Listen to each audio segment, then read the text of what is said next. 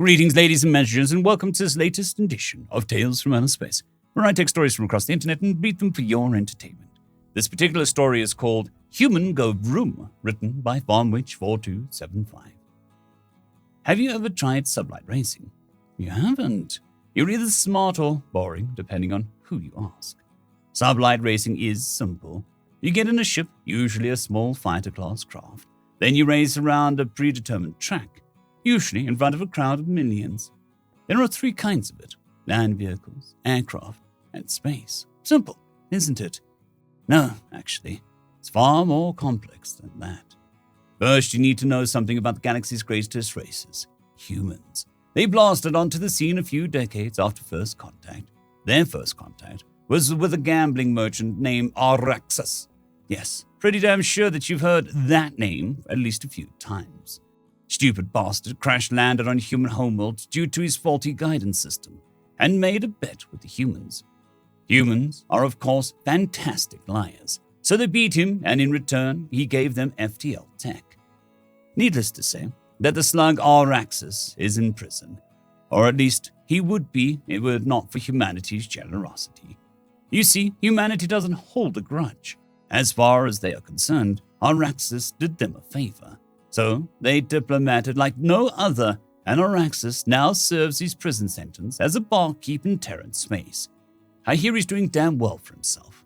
Now humans, they like to fast. Silly language? No, I'm serious. They really like to fast. They're damn good at it too. Before human sublight racing was a phenomenon only seen in the Outer Rim territories, and it usually was only one kind of racing, what humans would call drag racing. It's when a bunch of overspeed-addicted idiots attach illegal upgrades to small hover vehicles to make them go faster in a straight line. Then, usually, either stop or smash face first into a barrier and die horribly. Then humanity showed up. After having a head-banging contest with the council, they were allowed to access the galaxy. Not citizenship, of course. Stuck-up pigs didn't think humanity earned it. Ironic what happened. Anyways, before humanity showed up, there was only one form of sublight racing. After they showed up, it was three forms: land, space, air. After they got settled, it was a lot more than that. The humans began to convert entire worlds in their territory, no, entire systems, to the explicit purpose for these sporting events. I guess they had the kind of resources to expend. Anyways, let's go down the list. I'll explain the most popular form of racing, because if I told you all of them, we would be here a damn week. First, their cars. Well, having long since run out of fossil fuel, they use pure hydrogen as a direct fuel source. Yes, hydrogen. That highly explosive stuff used to fuel starship thrusters. They essentially based the entire concept on what they already had. Small explosions that push a piston, that pushes a drive shaft, that turns wheels, then makes the car go vroom.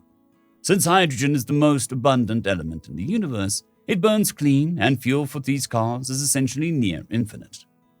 Land racing is subdivided into four main categories: drag racing, track racing, rally racing, and finally, endurance racing. Drag racing is like the Outer Rim version. Get a stupidly juiced-up land or hover vehicle and race it a short distance to see who gets to the finish line first. Humans do one better by going with both wheeled vehicles and standard hover repulse vehicles. Humans have these things called cars, right? They are essentially a standard methodology of single or multi-person transport that used to get around or deliver goods. Drive car, go to work, buy groceries, zoom zoom. You know the rest. Human drag races are essentially the most optimized form of Vroom. These ghastly beasts have only one real purpose: to go stupid fast in a very short amount of time in a straight line. This one single vehicle reduces more physical energy to move than a small Corvette does on launch. That's how stupidly powerful they are. The hover vehicles are no different, with the exception that the human vector thrust technology effectively allows them to leave their competition in the literal dust. The Dargan, once the best racers in the galaxy, were put in last place behind humans. Their machines were plasma-powered and used crude biofuel. After switching to hydrogen from copying human design, stealing it actually, they still ran dead last in every race if a human was their opponent. Why? Humans are freaks of nature with absurd technical ability, and were able to out-tech their competition with just that much more vroom every single time. Track racing is a whole different monster. From a simple ovoid track known as a NASCAR track to a complicated windy roads of city tracks or makeshift barricades in Formula One. Of course, these modes of racing have been long since updated from their original roots and are absurdly fast now. NASCAR vehicles now use hydrogen engines on a track that's over 50 miles long. Formula One is worse, featuring speeds of over 600 miles per hour on tracks that can circumvent an area of land 3 times the size of a dreadnought in under 17 minutes, sometimes less. Rally racing is the same as track racing, with the exception of it's all outdoors in open track, with serious obstacles on dirt. Hover vehicles are banned in these events, and you have to go on wheels to qualify. The objective is that you, the driver, have to use your co-pilot, a navigator, to find the fastest and most efficient route from start to finish, and get there faster and without being deader than anyone else. When it's off-road at upwards of 250 miles an hour, that's no easy task. The Ratatkani were the first non-humans to try this sport for themselves. Well, try it. They never drove. A particular car was modified to carry passengers in the back seat, and the rally continued. The Ratatkani emerged from the other end of the rally, petrified with terror, and later demanded a peace treaty with humans. They explained that if humans found such death defiance to be entertaining, either by watching or enjoying it, they demanded a permanent pact of non-aggression with the humans, a pact that would come in handy 80 years later. And you know what they did? They built their own car and joined the race. Still lost, of course, but never stopped trying. Endurance racing is the same general field as rally racing, except it tests the endurance of both the vehicle and the driver. A single track of reasonable size, no more than 100 or so miles, is offered to drivers. They have to race each other in the standard track. The difference? It doesn't stop. Ever. Until the last racer crosses the line, or until the car's engine seizes and gives up. They call it the Le Mans 24 Hours. It's one of the most brutal endurance races and tests the technical longevity of both vehicle and the sheer will to survive of the driver and navigator. The Utaji shogunate were the first to send warriors to try this. A long-standing tradition of martial prowess and will to survive demanded they be the best at any challenge.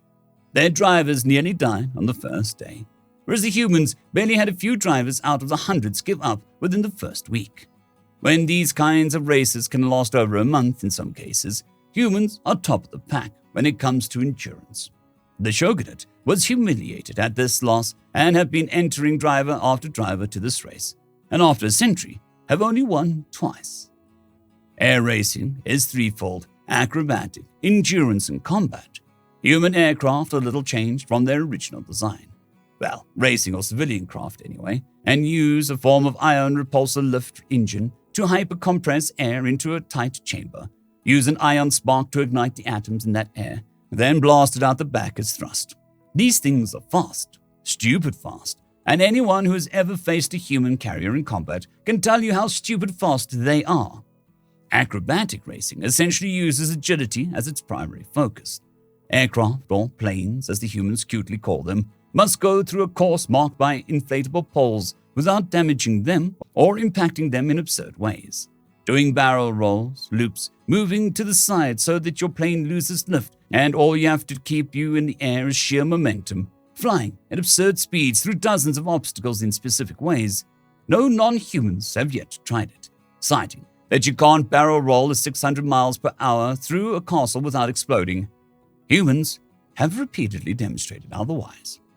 Endurance racing is a global event where participants must use a single aircraft with strict and specific guidelines, then race each other across a course that covers an entire planetary surface.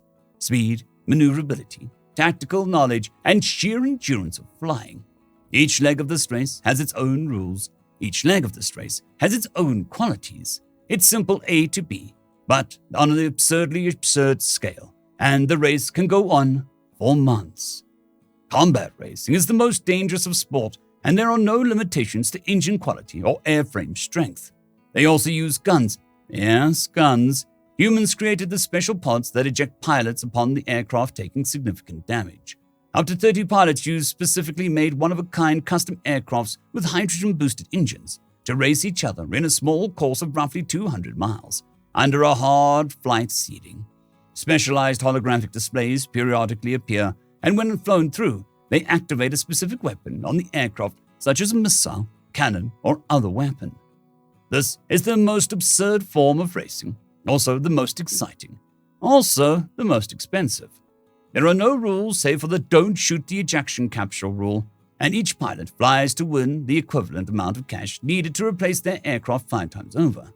It's a one-off race, 5 laps around the course. It never lasts more than half an hour at most. Half the galaxy once watched one of these races. Half the galaxy are in peace accords, trade deals, and now use human training centers to train their pilots. Finally, there's space sublight racing. It's essentially the same as normal racing without the need for gravity's limitations, usually restricted exclusively to small single-person fighter craft. There's only 2 forms of space racing: obstacle and speed.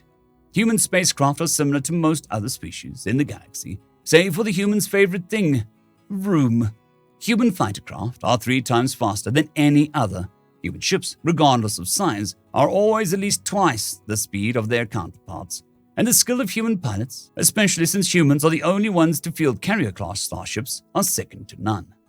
Obstacle racing is taking a small fighter through an obstacle course, in most cases to a stable asteroid field or planetary ring, and trying not to smash into asteroids in a marked course while getting from start to finish.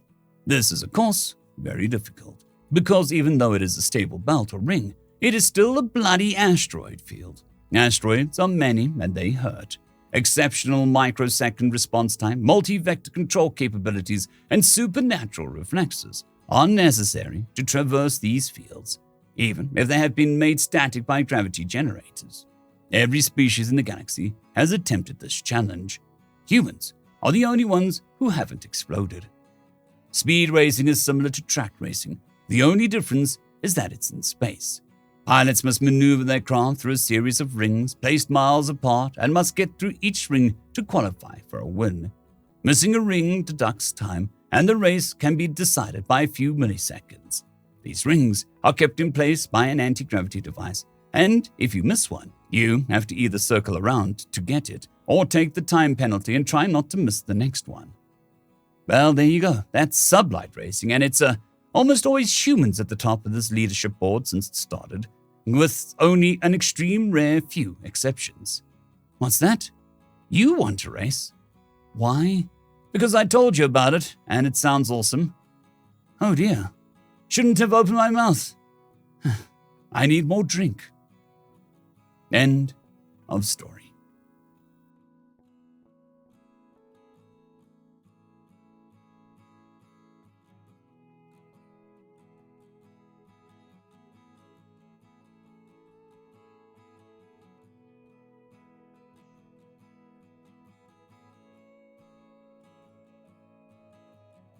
I'd quickly like to thank the T5 peeps: Cold War Boomerwaffen, Severin Cerberus, Bushmaster 177, Henry the Red, Caspar Arnholtz, Cold War Boomerwaffen, Elijah Silvercross, Dragzoon WRE, and Severin Cerberus. Thank you very much.